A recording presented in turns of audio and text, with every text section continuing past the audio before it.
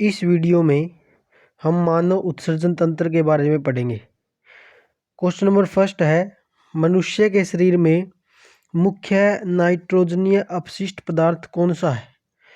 साथियों, हमारे पास ऑप्शन है यूरिया, अमोनिया, यूरिक अम्ल या अमोनियम नाइट्रेट। तो इसका जो करेक्ट आंसर होगा साथियों वो आएगा यूरिया। भाई जो यूरिया है वो मुख्य नाइट्रोजनीय अपशिष्ट पदार्थ है हमारी बॉडी में, और इसका फॉर्मूला होता है साथियों NH2CO NH2। Question number second है, स्तनधारी इसमें यूरिया बनाते हैं। सबसे पहले तो साथियों अपने को पता होना चाहिए स्तनधारी जीव कौन से होते हैं, यानी कि वो जीव जो अपने बच्चों को अपने शरीर का दूध पिलाते हैं। तो ऐसे जीवों को हम स्तनधारी जीव कहते हैं। तो यूरिया कौन सा अंग बनाएगा? यकृत, गुर्दे, प्लीहा, मूत्राशय थैली।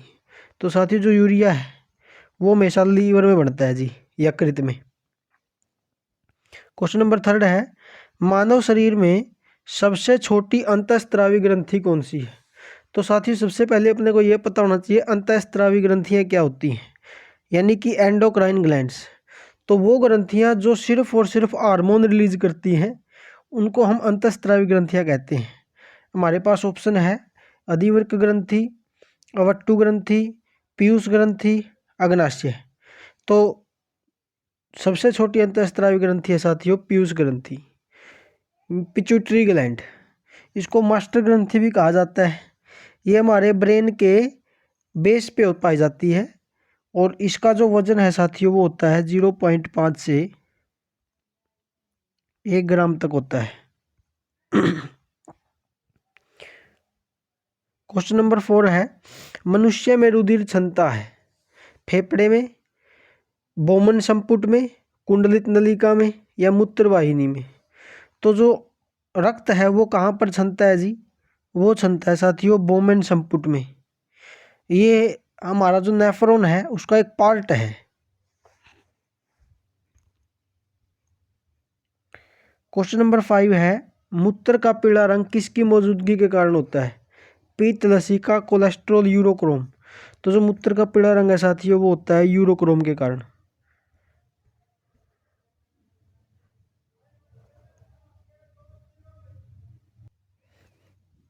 तो इसका जो करेक्ट आंसर आएगा साथियों वो आएगा यूरोक्रोम। क्वेश्चन नंबर 6 है, गुर्दे का कार्यात्मक यूनिट कौन सी है? यानी कि गुर्दे की सबसे छोटी इकाई बतानी है भाई। एक्सोन, न्यूरॉन, नेफ्रॉन, धमनी। तो इसका जो करेक्ट आंसर आएगा साथियों वो आएगा नेफ्रॉन। क्वेश्चन नंबर 7 है कि कृत्रिम गुर्दा के किस सिद्धांत पर कार्य करता है? भाई जो कृत्रिम गुर्दा है वो किस सिद्धांत पर काम करता है? ऑप्शन हमारे पास प्रासरण, विसरण, डायलिसिस, सक्रिय परिवहन। तो इसका जो करेक्ट आंसर आएगा साथियों वो आएगा डायलिसिस, यानी कि डायलिसिस यानी अपोहन। ठीक है जी, यानी कि कृत्रिम तरीके से रक्त को शुद्ध करना, इसको डायलिसिस कहते हैं। क्वेश्चन नंबर 8 है, मानव शरीर में गुणवत्ता की मुख्य मात्रा किस में पाई जाती है? रक्त में, हृदय में, मूत्र में, पसीने में? ठीक है जी, तो इसका जो करेक्ट आंसर आएगा साथियों वो आएगा मूत्र में। क्वेश्चन नंबर 9 है, अपोहन का प्रयोग किस क्रिया को पूरा करने के लिए किया जाता है? ऑप्शन हमारे पास फेफड़े, हृदय, यकृत या वृक्क। ठीक है जी, तो इसका जो करेक्ट आंसर आएगा साथियों वो आएगा भाई वृक्क, यानी कि किडनी। क्वेश्चन नंबर 10 है, संवेदन निम्न में से किसके लिए महत्वपूर्ण है? शरीर का गंध निकालने के लिए, सामान्य स्वास्थ्य सुधार के लिए, त्वचा के रंध्र को पकड़ने के लिए या फिर शरीर के तापमान को नियंत्रित करने के लिए। यानी कि पसीना आना, संवेदन का मतलब क्या होता है साथियों? पसीना आना। ठीक है जी। तो ये पसीना आना जरूरी क्यों है? तो इसका जो आंसर आएगा साथियों वो आएगा शरीर के तापमान को नियंत्रित करने के लिए। यानी कि पसीना आने के लिए, पसीना आने के बाद हमारे शरीर का जो तापमान है वो क्या हो जाता है साथियों? कम हो जाता है।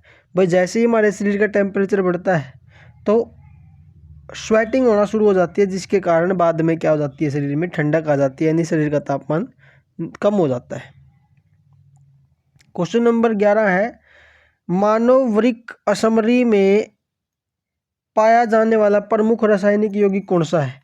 यूरिक अम्ल, कैल्शियम परमाणु, कैल्शियम ऑक्जालेट, कैल्शियम अविस्मरणीय। ठीक है जी।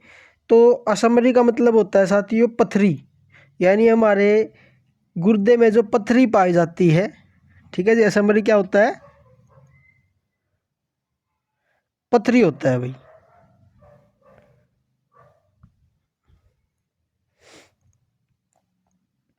तो जो पथरी है उसका रासायनिक नाम होता है साथियों कैल्शियम ऑक्जालेट। ठीक है जी।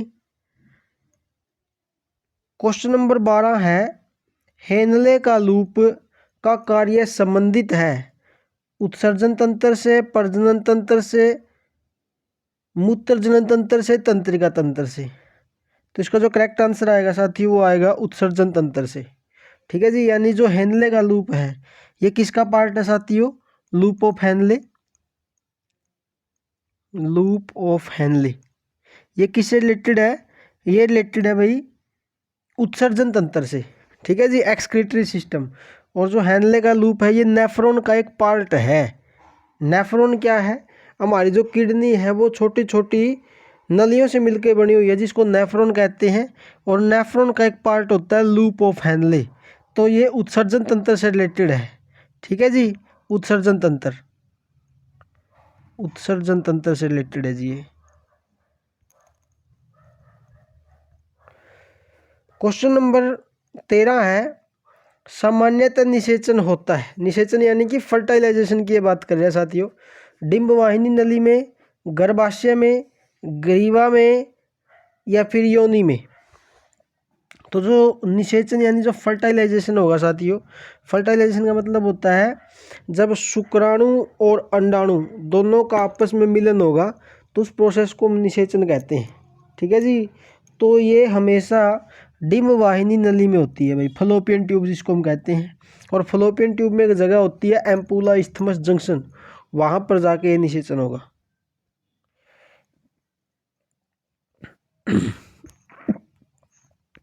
गर्भाधान में विकसित हो रहे भ्रूण को किस संरचना द्वारा पोषण मिलता है? फलोपियन ट्यूब द्वारा, गर्भाशय द्वारा, प्लेसेंटा द्वारा या इनमें से किसी के द्वारा नहीं। तो इसका करेक्ट आंसर आएगा साथियों प्लेसेंटा द्वारा। यानी कि जो अपरा नाल भी कह देते हैं इसको हिंदी में। ठीक है जी। तो माँ के गर्भ में जो बच्चा पल रहा है उसको पोषण प्लेसेंटा के द्वारा मिलता है। क्वेश्चन नंबर 15 है, गर्भाशय में मानव भ्रूण किस द्रव में तैरता रहता है? ठीक है जी। ऑप्शन है कोरियानिक द्रव, एमनियोटिक द्रव, प्लेसेंटल द्रव या इनमें से कोई नहीं। तो जो करेक्ट आंसर आएगा साथियों वो आएगा एमनियोटिक फ्लूइड। एमनियोटिक द्रव भी इसको हम कहते हैं। एमनियोटिक फ्लूइड की ये बात कर रहे हैं भाई, एमनियोटिक फ्लूइड। ठीक है जी।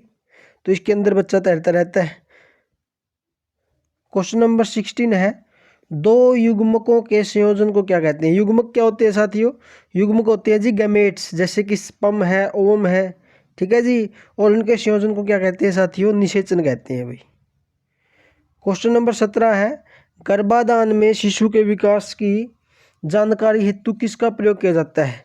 यानी कि गर्भ के अंदर बच्चा का विकास हो रहा है कि नहीं हो रहा, अगर हो रहा है तो कितना हो रहा है, कैसे हो रहा है, तो इसके लिए हम किसका यूज करते हैं साथियों? इसके लिए हम यूज करते हैं अल्ट्रासाउंड का। क्वेश्चन नंबर 18 है, भ्रूण के विकास के लिए किस अंग के द्वारा खाद्य की पूर्ति की जाती है? बीजांडसन, अंडाशय, अप्रापोशिका। तो इसका जो करेक्ट आंसर आएगा साथियों वो आएगा बीजांडसन यानी कि प्लेसेंटा। ये प्लेसेंटा है भाई, इंग्लिश में इसको प्लेसेंटा कहते हैं बीजांडसन को। ठीक है जी, अप्रानाल, अप्रानाल भी इसको कह देते हैं। तो बच्चे को जो जो माँ के गर्भ में जो बच्चा है, जो भ्रूण है, उसको जो भोजन सप्लाई होता है वो प्लेसेंटा के थ्रू होता है।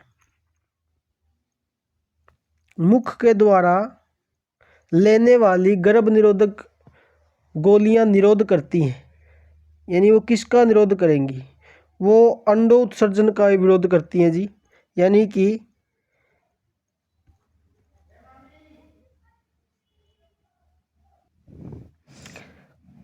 अंडो उत्सर्जन का मतलब होता है साथियों ओवुलेशन।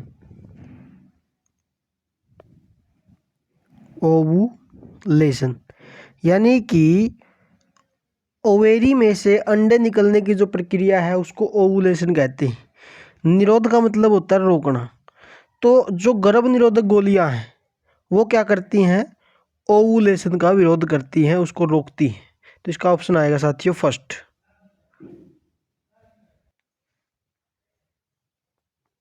क्वेश्चन नंबर 20 है, निम्नलिखित में से कौन सी स्थिति टेस्ट ट्यूब बेबी की परिघटना को सही रूप से निरूपित करती है? Test tube baby. तो क्वेश्चन नंबर फर्स्ट है, जब भ्रूण बनने की हर प्रक्रिया टेस्ट ट्यूब में होती है।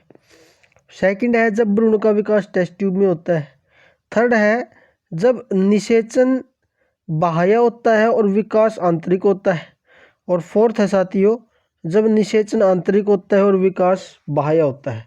तो इसका जो करेक्ट आंसर आएगा भाई वो आएगा सी, यानी कि जब फर्टिलाइजेशन का प्रोसेस तो बाहर होता है, यानी शुक्राणु और अंडाणु का जो मिलाप होगा वो बाहर होगा, लेकिन जैसे ही जायगोट बन जाएगा, युग्मनज बन जाएगा, उसको फिर शिफ्ट कर देते हैं जी गर्भ के अंदर, और उसका जो विकास होगा जायगोट का वो गर्भ के अंदर होता है। तो इसका जो करेक्ट आंसर आएगा वो आएगा साथियों सी।